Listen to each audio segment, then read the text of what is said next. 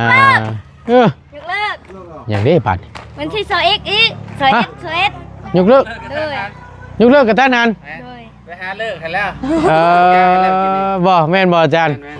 แต่มันเสียหายกับทีมงานเฮาที่เพิ่นคอมเมนต์เข้ามานี่ ถ้าตกลงราคานี่แสดงว่าพวกยูทูบเบอร์มีส่วนได้กับทีมสร้างหรือหลอกเอาเงินผู้ใหญ่ใจบุญที่ช่วยน้อง โอ้ย คือแบบ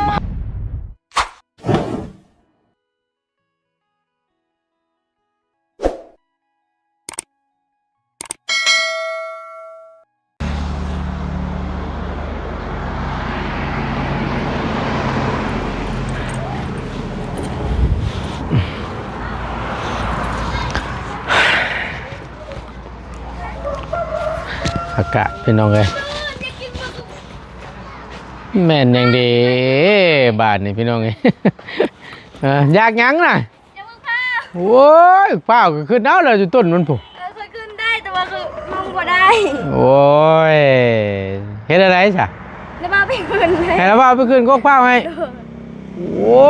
ยเอาไม้ไปยังสู้เอา บ่มีไม้ เราเปล่าขึ้นบ่ได้มันหมูมีผักมันนะ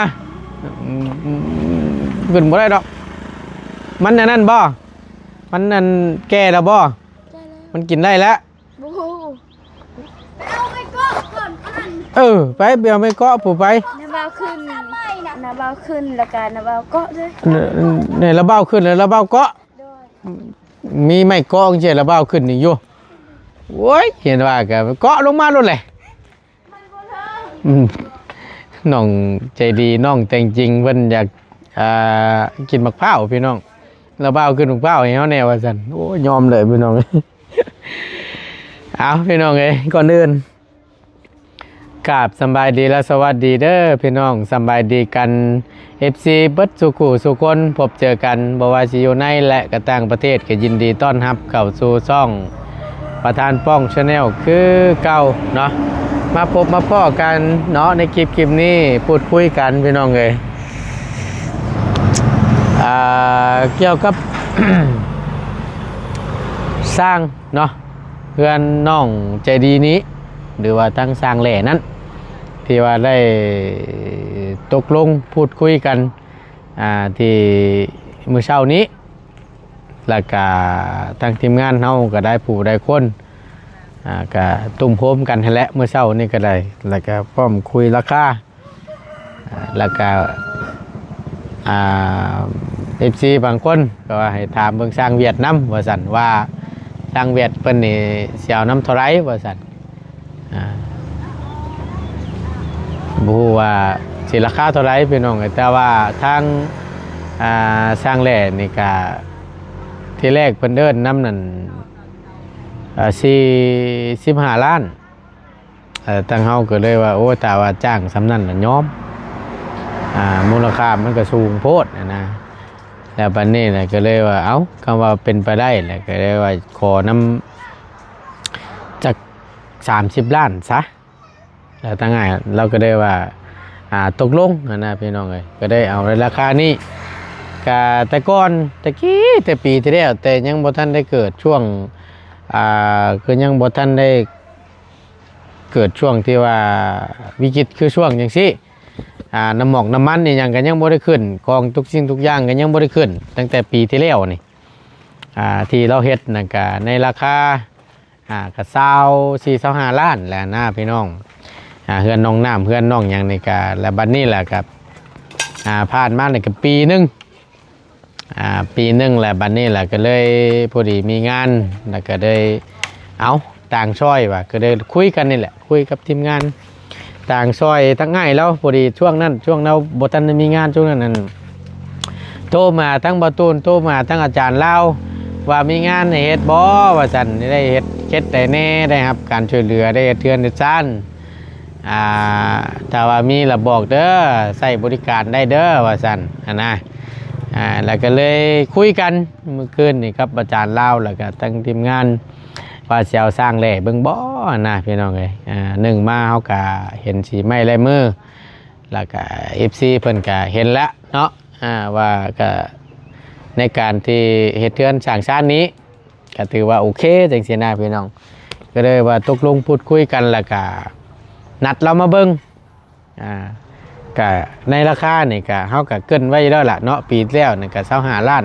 ถ้าสมมุติว่าเพิ่นขึ้น5ล้านนี่ก็ธรรมดาพี่น้องเพราะว่าคือช่วงนี้ก็เศรษฐกิจมันตู้แหละน้ำเมืองน้ำมันก็เลยว่าเอาถ้าสมมติว่าขึ้น30ล้านนี่แม่นโอเคแหละแบบบ่ถึงก็ว่า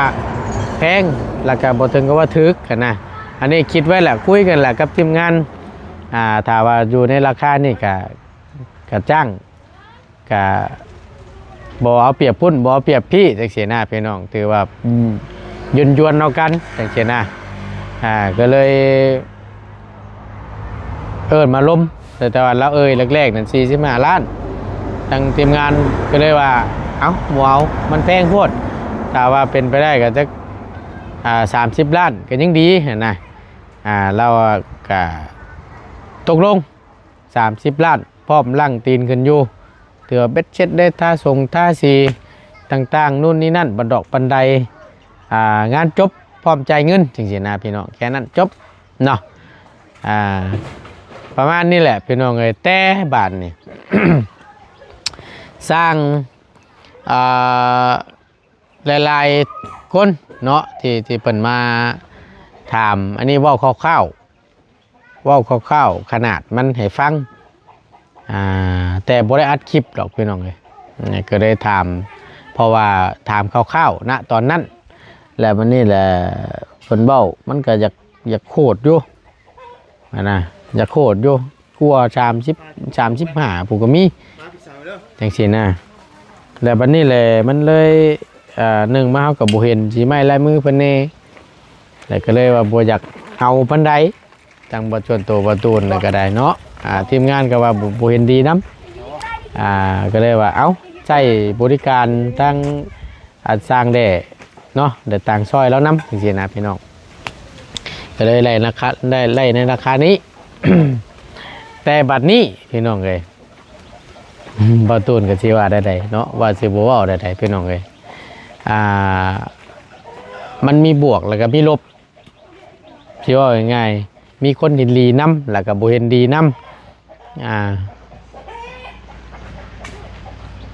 มีคนชั่วและคนดีปะปนกันไปบางคนคิดได้สำนึงบางคนคิดได้สำนึงจังซี่นะพี่น้องเนาะเอาเป็นอย่างบ่ตูนถึงยกขึ้นมาเปรียบเทียบจังซี่FG เพิ่นท่านนึงเพิ่นคอมเมนต์เข้ามาแหวกแนวหมู่หรอกพี่น้องเอ้ยความคิดน่ะคิดบ่ดีต่อทั้งบ่ตูนและทีมงานบ่ดีแบบไรว่าติพี่น้องเอ้ยเดี๋ยวบ่ตูนสิเบิ่ง กับบ่ตูนก็สิว่าได้พี่น้องเอ้ยโอ้ย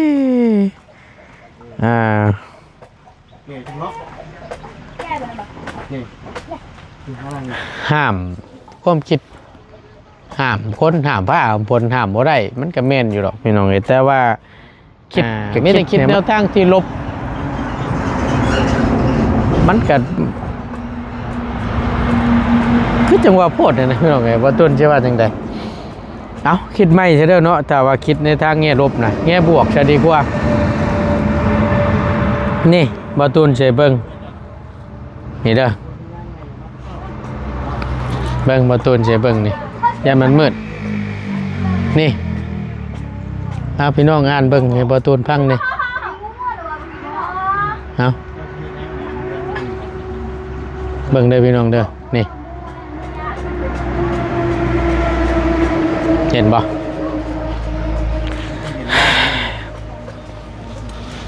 จังได๋จังคิดว่าทีมงานมีส่วนได้ส่วนเสียนำบ่ตูนก็งงคือกันบ่เข้าใจไปได้ส่วนได้ส่วนเสียนำกับช่างแบบใดพี่น้องเอ้ยเดี๋ยวบ่ตูนจะชูฟังถ้าตกลงราคานี้แสดงว่าพวก YouTube มีส่วนได้กับทีมช่างเพื่อหลอกเอาเงินผู้ใจบุญที่ช่วยน้องฟังคักๆพี่น้องเบิ่งเพิ่นความคิดของเพิ่นผู้นี้นะ FC ท่านนี้นะถ้าตกลงราคานี้ แสดงว่าพวก YouTube มีส่วนได้กับทีมสร้างเพื่อหลอกเอาเงินผู้ใหญ่ใจบุญที่ซอยน้องป้าบ่ตุนผมเข้าใจกันพี่น้องเลย มันชวนได้แบบได้พี่น้องเลยให้ล้มราคาให้สร้างเพิ่นเว้า30 ล้านสิบ่แล้วแบ่งมาแบ่งกันกับทีมงานสิบ่บ่ตุนก็บ่เข้าใจกันนะพี่น้องทั้งที่ทีมงานเฮานี่ก็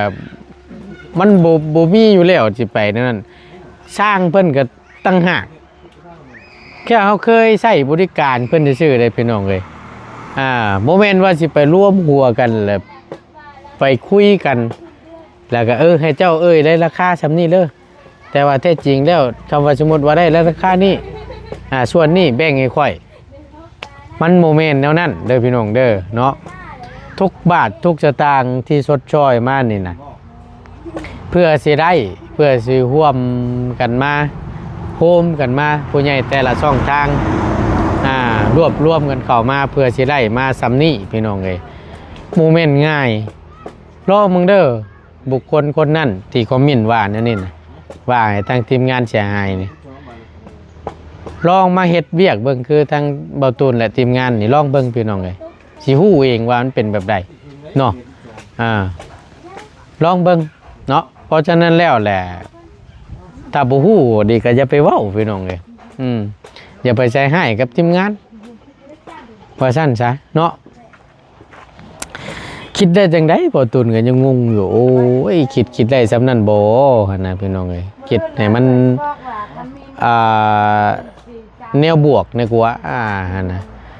พ่อแม่พี่น้องเพิ่น FC ผู้แต่ละท่านเพิ่นดีอกดีใจนํที่มีผู้รักผู้ใหญ่เพิ่นชดช้อยให้อีหล่าเพิ่นได้เฮือนได้ซ่านนํเนาะแสดงความยินดีกันหึ่นมีเพิ่นผู้เดียวแหวกแนวคิดในทางที่บ่คือหมู่น่ะพี่น้องเอ้ยบ่จักคนสิเว้าบ่ตนก็ได้ เอากะย่าเพิ่นแต่กะเฮ็ดจังไดเนาะห้ามความคิดเพิ่นบ่ได้แต่บ่พื้นว่าอยากให้คิดในแง่บวกแน่พี่น้องเอ้ยอยากคิดในแง่ลบใส่ทีมงานหลายเนาะเปลี่ยนซะความคิดนั่นน่ะบ่ตูนเว้าซำนี้ซะพี่น้องเอ้ยผู้เจ้าของเงินแท้ๆเพิ่นก็ยังบ่ได้เว้านะพี่น้องใช่บ่ตูนว่าจังได๋ซะเนาะนั่นได้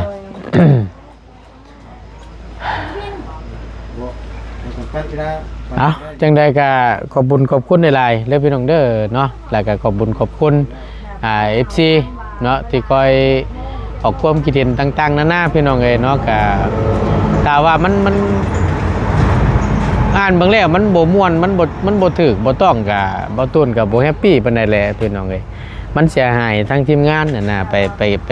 คอมเมนต์ว่าแนวนั้นไปเขียนว่าแนวนั้นชวนได้ชวนเชียร์ว่าสัตว์เนาะต้องมีส่วนได้นำกับทีมงานช่างว่าซั่นเพื่อหลอกเอาเงินผู้ใหญ่ใจบุญใจกุศลที่ช่วยทั้งอีหล่าเพิ่นนี้ว่าซั่นป้าบ่ได้อยู่ในหัวบ่ตุนได้พี่น้องเนาะบ่ได้อยู่ในหัวเด้แต่ว่าคิดจังซั่นนั่นนะ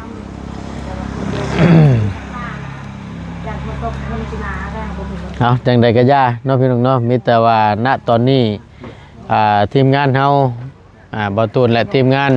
บัดสุขุสุคนมีแต่ว่ามุ่งมั่นเนาะทำหน้าที่เวียกงานที่ได้รับมอบหมายที่ผู้ใหญ่เพิ่นให้เป็นสะพานบุญให้เนาะแต่ละรอบหรือว่านี่แหละกำลังจะดำเนินการเตรียมเฮ็ดเทือนเฮ็ดชาติน้องเพิ่นนี้เช็ดให้ดีที่สุดพี่น้องเอ้ยตั้งบ่ตูนก็เช็ดชุดความสามารถเนาะประมาณนั้นพี่น้องเอ้ยบ่ตูนอบรมพูดคุยในคลิปนี้เนาะก็อยากให้เข้าใจน้ำกันนั่นแหละพี่น้องที่ว่านั่นใด เพราะว่าถามหลังไม้มาเบิดแล้วพี่น้องไอ้สร้างกันนะบางเพิ่นนี่ยังได้หลายกูนี่35 ล้านก็มี ขนาดเพื่อนจำนี่ เ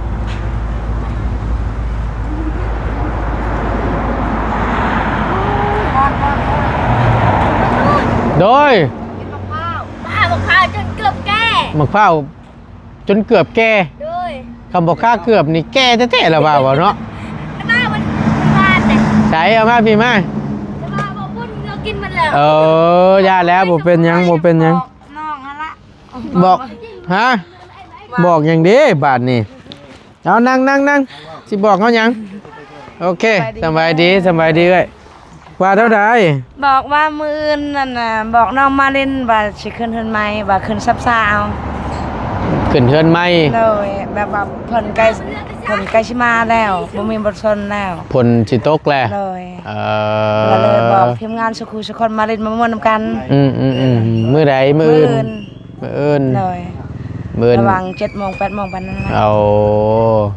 อันนี้ถือว่าสิขึ้นไว้ก่อนใช่บ่ โดย ถือว่าจำฮีดจำหยังแบบ แบบว่าขอบก่อน ขอบก่อน เลยบาดว่าสิขึ้นยังหาเงินหาคำเดือน12พุ่นแหละ เอาแต่ว่าง่ายๆสิขึ้นแบบจริงๆจังๆนั่นแบบว่าพุ่นละแล้วเขาแล้วหน้าพุ่นละเดือนเป็นจองพุ่น เลยแบบว่าเดือนนี้เฮาก็ขึ้นบ่ได้กลายเดือนนี้นะ คือว่าแล้วเนาะมันอันนั้นเด้เดือน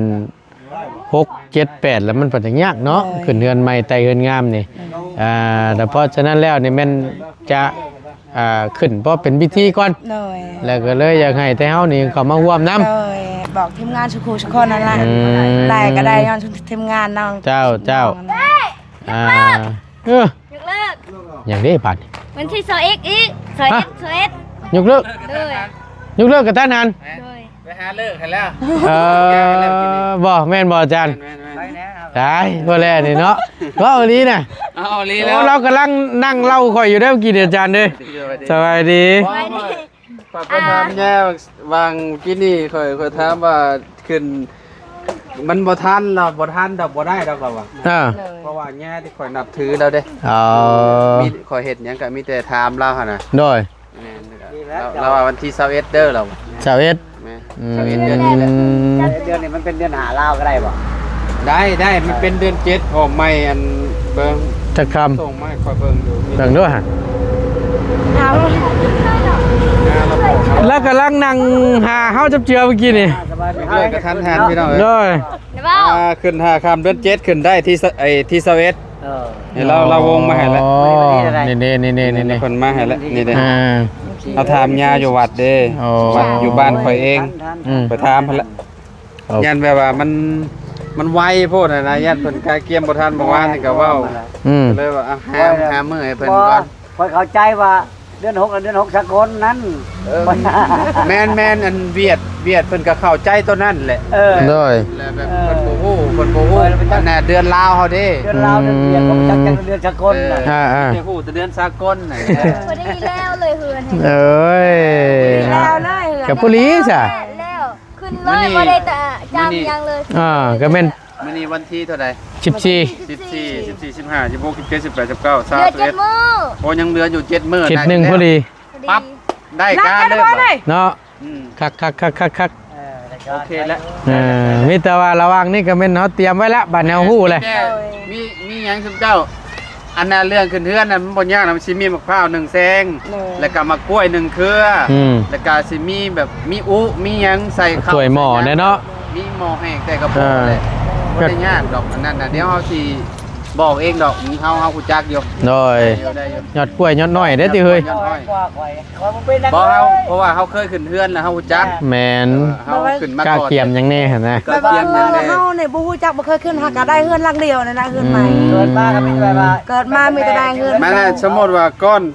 อีหยังก้อนเสาก้อนหยังก็แบบสมมุติว่าเฮ็ดคือประเพณีบ้านเฮาแบบเวียนน่ะก็สิมีก้อนเสาก้อนเงินก้อนทองแต่พวกบางคีนนี่แหละ เอาสีมาพ่นเอา สีมาพ่นเอา ก้อนเงินก้อนคำมานะ ก้อนเงินก้อนค้ำ แมน ขึ้นเฮือนน่ะมีหลายอย่างได้ เนาะ งงแล้วนะ อย่างไงมันดีมันจบมันงามมันแล้วว่าซั่นซะ เฮือนหลังใหญ่เด้ มาแม่ก็ชื่อเฮือนเก่าเขาให้ก็มี เขาขึ้นอยู่ทั้งที่เฮาก็ต้องเฮ็ดงามๆแน่เนาะ แนวมันแหละ เฮาเด้ ให้อยู่เย็น หามื้อหาเลิกหางามยามดีหั่นแหละ ไล่เลยเด้ เพิ่นกำลังสิเล่าบ่เล่าบ่ตูนแล้วบ่ โดย เล่าเรียบร้อยแล้ว ทันบ่ เราได้ว่า เล่าแล้วมื้ออื่นเด้อเราว่ะ ผู้ใดจะบอกเจ้าว่านะ มื้ออื่นเราว่ะ เบิ่นกับเบิ่นบ่เป็นหยังวะ ตลาดนั่นแหละบ่ได้ บอกกันว่าเป็นแดนเป็นที่จะเฮ็ดกายทันหมูอยู่กับวันกว่าอีก เราไปซื้อ บ่แย่ดอกตู้นั่นเอาชิ้นงัวชิ้นหยังก็ได้ เช่นงัวในตลาดนั่นก็ได้บ่เป็นหยัง เพิ่นกำชับมาว่าบ่อยากให้เอาแบบโตเป็นๆน่ะนะ แบบว่าซื้อในคลองในตลาดเอาเรามาจำ ในของตลาดแล้วมาจำเอาก็ได้ มาลาบมันสุกินกันนี่แหละ ขึ้นเฮือนเฮามันน้องบ่อยากให้มีแบบการขาสูงขาสัตว์นั่นน่ะ โดย ทางอ้ายเพิ่นก็เน้นมา เงินทันบ่บ่ ทันแล้วกายทันแล้วบัด ได้ นี้ ทันละ ผู้มือเลยเด้ มันโหมือแล้ว มีแต่ฮอด ผู้วันที่แหละ ที่ซาวกาเกียมเลย อ่าก าเกียมเครื่องคองเมียนและ เถิก บ้านใหม่เฮา ขึ้นบ้านใหม่แต่เฮือนงาม ได้เดี๋ยวอันเพราะว่าข่อยก็ยังบ่ได้ล้มครับ ทั้งอ้ายเพิ่นเพราะว่าอันข่อยว่าสิเลื่อนแล้วว่าวันเดือน12บ่แล้วจังสิได้ขึ้นว่า อืม ก็ยังบ่ได้ไปล้มกับย่าเด้ ยังบ่ทันได้คำตอบตั้งยะ แม่บ่ได้คำตอบจากย่าเด้ เลย ว่ามื้อนี้อันนั้นทางย่าเพิ่นว่าขึ้นได้อยู่เด้อว่ะเบาว่ะโอ้ว่ะมันก็โล่งใจแล้วคะแนนขึ้นได้ก็เจ้าก็สิได้ขึ้นอยู่เฮือนหลังงามๆแล้วว่ะบาดนี้ อืม โอเคแล้ว เนาะ ได้แล้วโอเค ดีแล้วบัดนี้ประมาณอาทิศนึง ทิศหนึง นับแต่มื้อนี้ไป เตรียมรถชีชามชีมื้อเด้งเลย วันหาเวียดเด้อเวลา อ่า วันที่21เด้อสิมื้อเลิกน่ะมื้อขึ้นเฮือนน่ะขึ้นอยู่น่ะ แล้วก่อนวันที่ แล้วก่อนวันที่19 18ก็ยังดี 17 18ก็ได้ให้แล้วก่อนนะ มื้อนี้วันที่13เนาะ แม่น แม่น บอกบ่โดด17 18นี่แม่นให้แล้วทั่วบุรีแล้ว ไก่สิฮอดสิขึ้นเฮือนกับให้น้องแนะนำมันละบู น่าสิแนะนำดอกมันยากกล้วยบ้านของเจ้าบ่อึด แม่น ข้าวไปจงไว้รถจักรแซงเอาไปแล้วบอกข้าว ไปแล้วเรา ไปซื้อเอาหม้องอื่นก็ได้ เอาไหม เอาไหมบ่เป็นหยังข้าวเชื่อได้อยู่ดอก หม้องข้าวบ่อึดดอกหม้องข้าว ใบยอก็มีแล้ว ไปคูณไปย่อย อดอ้อยยอดหยังแล้วกล้วยนั่นแหละ ป้ายผูกกุ้งผูกแขน เตรียมพร้อม หว่าปลูกนี่แหละ ตะซุยเลย นั่นมันก็บ่ยากบรรดาดอกเฮา แม่นเอาขึ้น เอาบ่ได้ ง่ายๆให้แล้ว เอาบ่ได้วนเด้เอาบ่ได้หาหมอพรเด้ขึ้นแบบ คือชุมเจ้าแม่นล่ะวะบ่ได้วนติบ่ได้หาหมอ บ่ พร บู้ ติ ซำนะบนเทือนนี่ อ่า อ้อมย่างอ้อมเพื่อนนี่ อ้อมเพื่อนนี่ พอนะ พามเหมือนนะ พามเด้พามเด้อย่าแล้วนะมันยุ่งมันยากเนาะเอาขึ้น เอาแบบสิว่าง่าย เอาธรรม ๆฮีด ชาติ คล้องเจ้าทั้ง อง ทั้งเจ้า อาแบบ เขตทั้งเจ้าขึ้นแนวใดเฮ็ดแนวใด อ่ะ เฮ็ดรถ แบบว่ามีประจำมันละ จำก็จำรถเอิ้นนะรถบ่ยาก แล้วก็ปลูกแคนแล้วก็ แม่น ตัวไก่แล้วก็ ตามกินแบบเลย จบ แม่นเอาตามนั่นแหละง่ายๆรถ ง่าย เอาตั้งฮีดคล้องประเพณีทั้งเจ้าหั่นล่ะ ซีเรียสมันมื้อ มันสิเรียกยังไง สวีนี่เรื่องชื่อขึ้นเทือนนี่แหละ แล้วก็ แปลว่าบ่จักเด้ จักเช็ดได้ดีบาดนี้ดิ มาแต่เว้นไหนเนี่ยเอาหาเราจะไปถามชื่อกัน เออ มาทำทางพวกก็ว่าบ่ฮู้เฮาบ่เคย บ่เคยเฮ็ด แบบมีแต่เคยได้เฮือนหลังเดียวนี่ เฮาได้เลิกเลยเฮาจะไปบอกไอ้เฮาก่อน อืม เฮาสิ แจ้งแล้วนำทางง่ายแล้วกะแจ้ง โดยๆเอาขอบ ผู้ดีแซ่บเลยอาจารย์เอ้ยน่ะ เอามื้อนี้ใครแต่อาจารย์มาบอกกับฉันเขาบอกพ่อเลยเด้ อืม บอกพ่อบอก เมื่อกี้นี่นะข่อยโทรมาหาผัวเจ้าบ่ติดข่อยก็เลยแล่นมาเลย เราไปแสดง ขออนุญาต ทางกำมัน ญาติเจ้า บัดบอก นนั้น พ่อกับบอกพ่อน้องเลี้ยงว่าสิไปบ้านเมียมื่นน่ะ บ่ เลย มื้อนี่นะไปขอเมีย แบบว่าไปแบบว่าเขาจะแบ่งเดือนใดหั่นนะ อ๋อ พอก่อน ไปพูดคุย เลย ไปคุยไปถามเบิ่งก่อนว่าก ระดองเท่าไหร่ คาลองเท่าไหร่ บัดนี้ล่ะเพิ่นจุก่อนเพิ่นว่าสิขึ้นเรือนเด้ ไป เราจะน่ากลับไปบอกแล้วขึ้น ให้เราอันนั้นรอด เลย เอากะโอ้ยพี่น้อง เฮาก็ตื่นเต้นว่าเฮ็ดหยังกับ ลืมไปว่าผู้จักกับย่าอยู่ผู้จักมาโดนหลายเรื่องเห็นหยังก็มีแต่ถามเราเลยขึ้นเนื้อนเราก็คือแบบถามเราทุกอย่างอ่ะ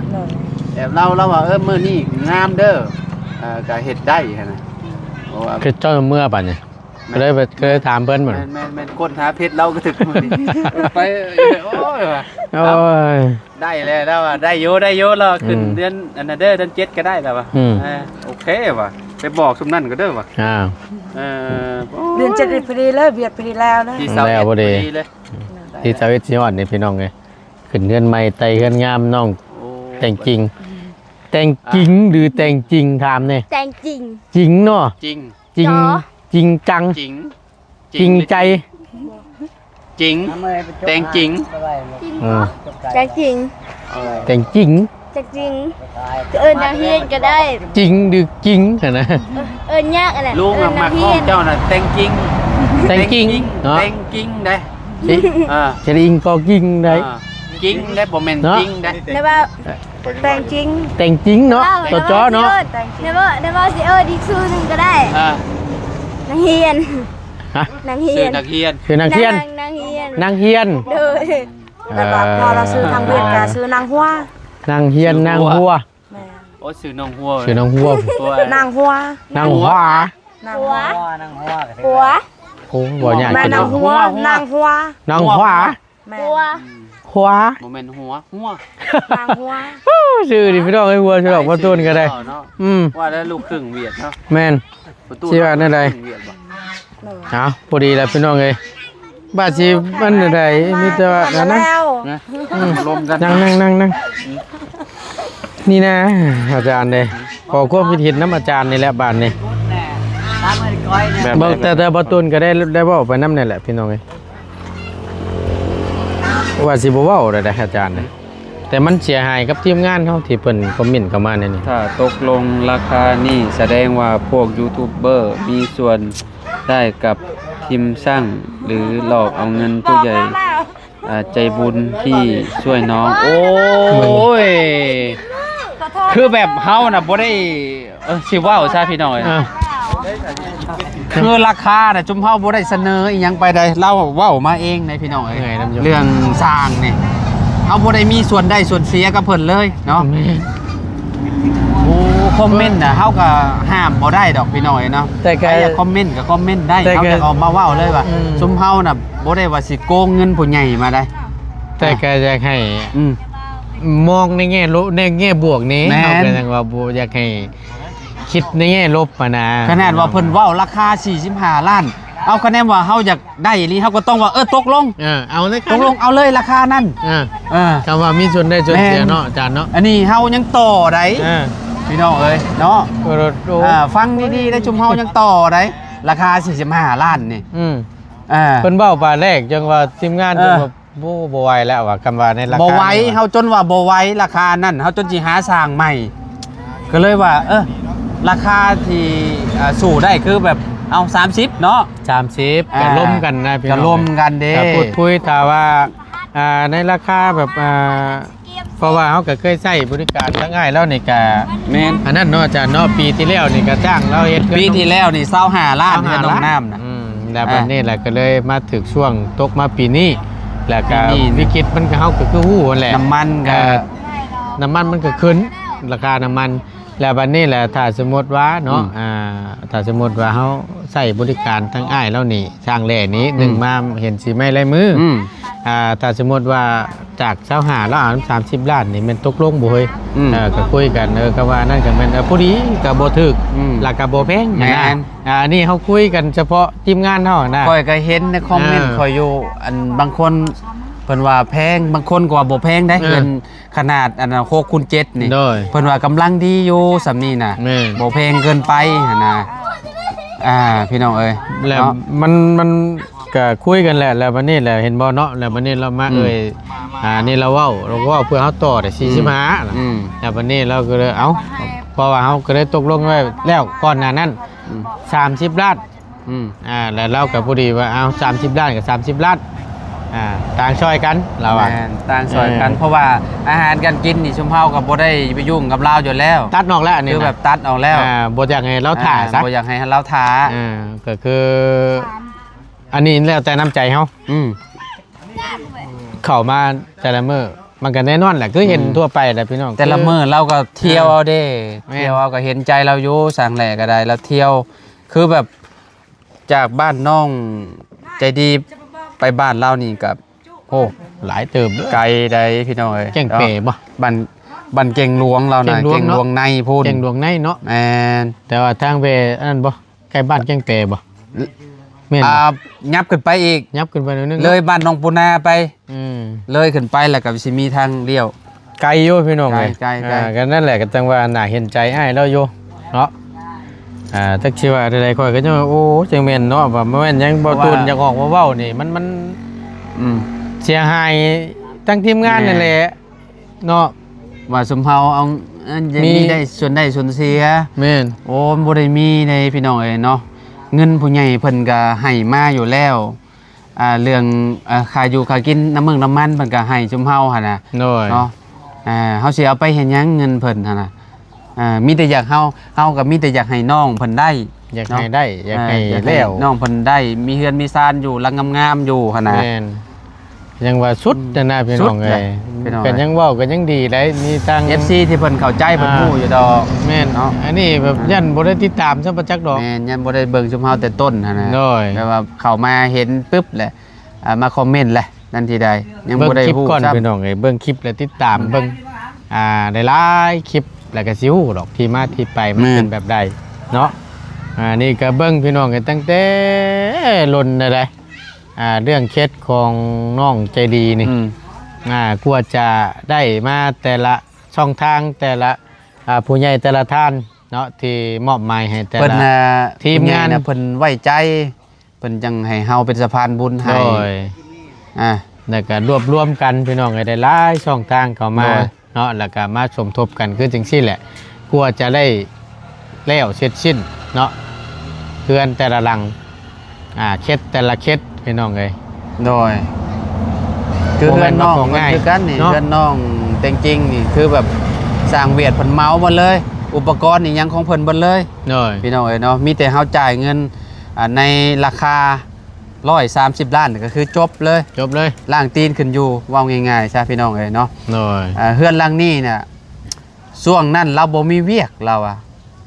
คันว่าเรามีเวียกนี่ราคานั่นบ่ได้ อืม ขนาดสร้างแหล่เรา130ล้านนี่เราว่าบ่ได้เราว่าบ่ได้เราว่าต้องราคา150-60ล้านเราว่าเราเว้านะเราเว้ามื้อนี้นะ แสดงว่านี่ เพราะว่านี่ยังถือว่าได้ถึกนี่ ยังได้จ้างถืออยู่นี่เนาะ แม่น ถือว่าเฮาได้ราคาดี มื้อนั้นเพิ่นก็เว้าอีก อืม ข่อยคิดผิดแล้วเพิ่นว่า ช่างเวียนนี่ แม่น ผู้นำ เว้า เวียนนี่ แม่น130ล้านนี่เพิ่นว่า อ่า ข่อยเฮ็ดเทือนขนาดซะมี400เพิ่นว่า อ่า โอ้ว่ะแม่นน่ะลิพ่อข่อยรถยางหนี้เลยเหมือน อ่า เอ้าพระยาเจ้าแล้วว่ะเจ้า อ่า เป็นคนแบบ ตกลงเนาะ ตกลงแล้วว่ะ แสดงว่าได้ดีอยู่ได้ฉันนี่เนาะ โอ้บาทหลังนี้แบบ อืม มันใหญ่ได้ว่าตูนเด้ย ชุดอยู่ สุดอยู่ได้ ขักอยู่งาม ขนาดเขาแต่ง เอาไว้ บุงแต่งบัวนี่ก็พอแห้งแล้ว แม่นได้การเลย มันโอ้พี่ ข น้อ อง ย หน้าตรงหน้าต่างเนาะ เราเฮ็ดให้เบิดเลยได้พี่น้อยแต่งนู่นนี่นั่นเสาที่ว่ามันบ่งามมันยังเรา โบกไหม โบกไม้ให้เบิดเลย จับเตรียมไหม จับเตรียมไม้เจ้าเห็นระบบอันบัวข้างหน้ากัน นั่งอยู่ยังบ่ได้ไปเบิ่งอยู่นี่เลี้ยวแล้วบ่เลี้ยวข้างแล้วบ่บัด แม่นแต่ว่าแบบโอเคละจวดละ โอเค เอา พี่ เนาะ ง คอมเมนต์น่ะมีแต่คอมเมนต์เดียวนี่แหละว่า ในด้านลบนะหรือว่ายังมีหลายบ่ ก็ชวนหน่อย ชวน นะ หน่อย อาจารย์ เนาะ เด้แม่นก็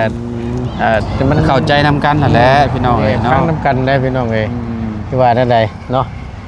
เอากระยาเพิ่นเฮ็ดจังใดก็ขอบคุณคือเก่านะที่เข้ามาเป็นกำลังแห่งใจแล้วเบิ่งคลิปให้ คลิปให้เด้อเนาะ โดยอยู่ดีมีแห้งสำหรับคลิปนี้ก็ทางบ่ตูนกับอาจารย์เล่าก็จะได้ล่ำลาแล้วพี่น้องเอ้ยเป็นจังใดก็ฝากติดตามเบิ่งพุ่นละจน